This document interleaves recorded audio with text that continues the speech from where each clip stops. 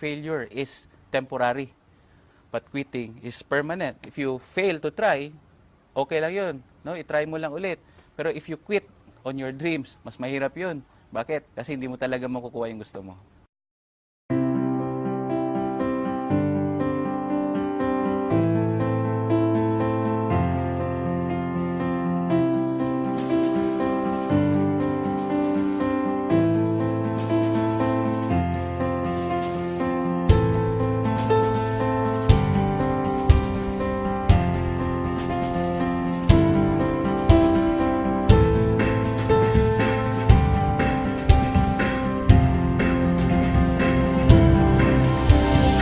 Dati ako nagtatrabaho sa isang farming industry. Job description ko talaga is tigasagot ng telepon, tig-dispatch sa mga biyahe sa truck, tig-kolekta og kwarta nila, tig-ihap og kwarta nila, tig-deposito og kwarta nila, tig-buhat og payroll, tig-check up sa mga logistics in and out.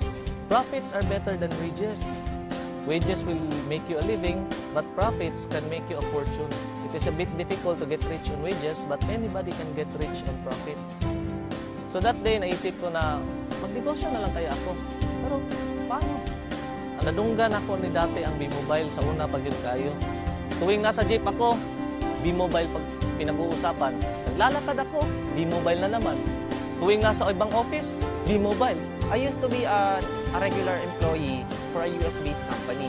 Bale, computer programmer nila ako. So, although maganda naman yung trabaho, maganda yung pay, pero nasa-sacrifice yung social life ko. So, wala na akong time for my family. And at the same time, so malaki rin yung sacrifice ko sa health ko. A friend told me, sabi niya sa akin, Juan, meron akong magandang business na nakita. Baka gusto mo ring tingnan.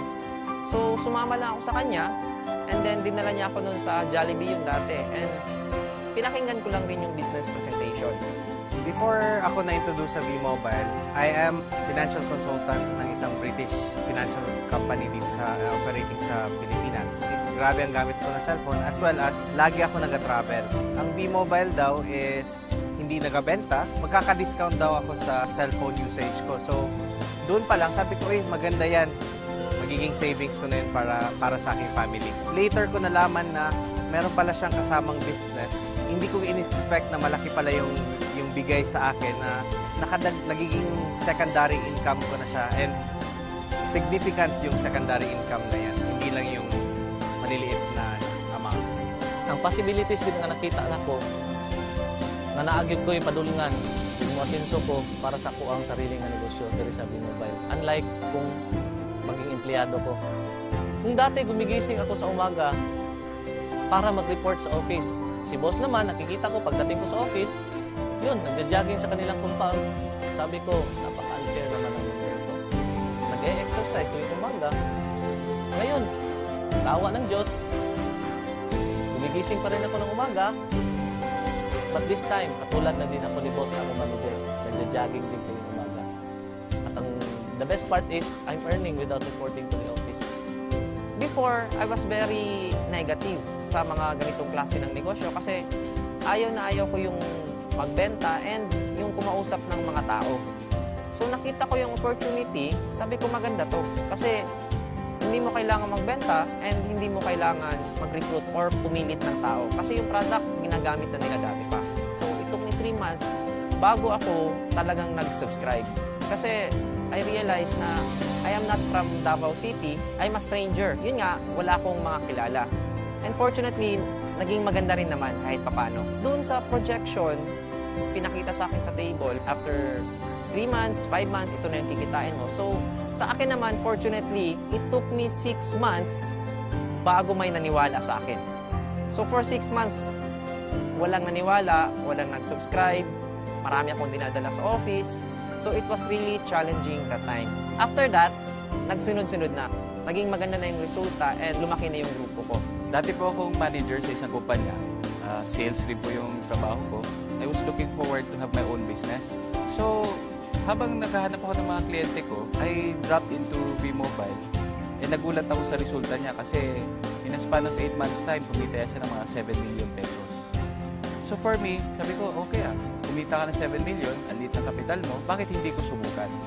Pero one thing was holding me back kasi ayoko sa mga ganitong business before eh. Naisip ko, pag ganito, kailangan mo magbenta, kailangan mo mamilit ng tao, kailangan mo mag-recruit. So, medyo naging hesitant ako.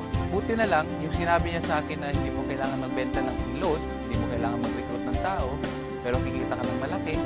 The very reason why I kept on going despite the challenges is because unang-una, when I saw B-Mobile, I saw na malaki yung potential niya, na kumita ka, yes. And pangalawa, naisip ko, marami akong pwedeng matulungan sa negosyo na to.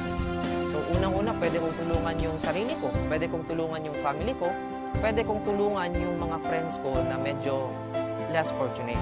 So sabi ko kasi, with a very little capital, pwede na silang magkaroon ng sarili nilang negosyo. Yung mga kaibigan ko, yun pa yung humihindi. Yung mga kamag-anak ko, tinatawanan pa nila yung ginagawa ko kasi parang isip nila, parang baduy, no? Pero sabi ko, kahit anong tawa nila sa akin, kahit hindi sila naniniwala sa akin, okay naman. Kasi alam ko yung rason ko bakit ko gusto mag-B-Mobile. Rason ko is gusto kong magbago yung buhay ko. Kasi alam ko yung buhay ng mahirap eh. May nangyari sa family namin, naubos lahat yung business, nagbago yung bahay. And those were the things that were painful sa buhay ko dati. Pero sabi ko nga, if I can make a change, ibalik ko yung dating state of living, yung standard of living namin, a decent lifestyle, bakit hindi ko gawin? So, hindi ko pinansin yung mga humihindi. Nakakatawa lang, ang mga naniniwala sa akin, yun yung mga taong hindi ko pa kakilala. No? Yung iba nasa abroad, yung iba hindi ko naman mga kaibigan dati, pero naniwala. Pasalamat ako sa Diyos, after 1 year of doing the business part-time, kumita na ako ng 1 million dito. For a very small capital, to earn 1 million pesos is what I really wanted. No? With a very minimal effort, kasi ang ginagawa lang namin dito is we're teaching people how to use their loan. Yun yung masarap dun eh. Dati kasi nung binata ako, sarili ko lang yung iniisip ko. Anything na I do, anything na kinikita ko para sa sarili ko lang. But pag meron ka na palang pamilya, mag-iiba na yon. Ang first reason ko dati was yung discount.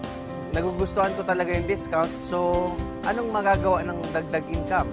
March 2012, it was my first vacation na reward ko sa sarili ko through B-Mobile.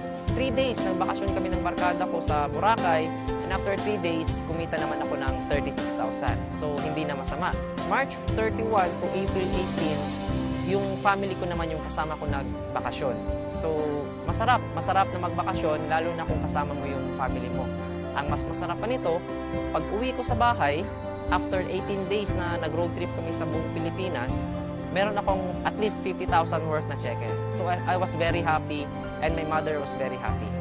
Ang ma-advise ko lang sa mga kaibigan ko, sa yung mga nakakita ng advertisements namin sa Facebook, yung nakakita ng video link sa Facebook, i-try mo i-click lang yung link, malay mo, no? Maging katulad ka sa akin. I really didn't expect this change in my life. For the new ones, continue moving. Huwag kayong mag-quit kasi sa lahat ng mahirap, itong B-Mobile ang pinakamadali. As long as you keep on doing the business, as long as ginagawa nyo siya, may magbabago at magbabago sa buhay ninyo. Imposibleng wala. Salamat, B-Mobile. Unti-unti mong inikot ang buhay ko paitaas. Thank you po. Maraming salamat sa B-Mobile. No? Maraming salamat din po sa lahat ng mga taong naniwala sa akin. And maraming po salamat din po sa mga taong nag-guide sa akin dito sa business na ito. Kasi sabi nga, it is in helping each other. No? Together, everyone achieves more. As a team, tulong-tulungan po tayo para kunin natin yung pangarap natin. Maraming po salamat.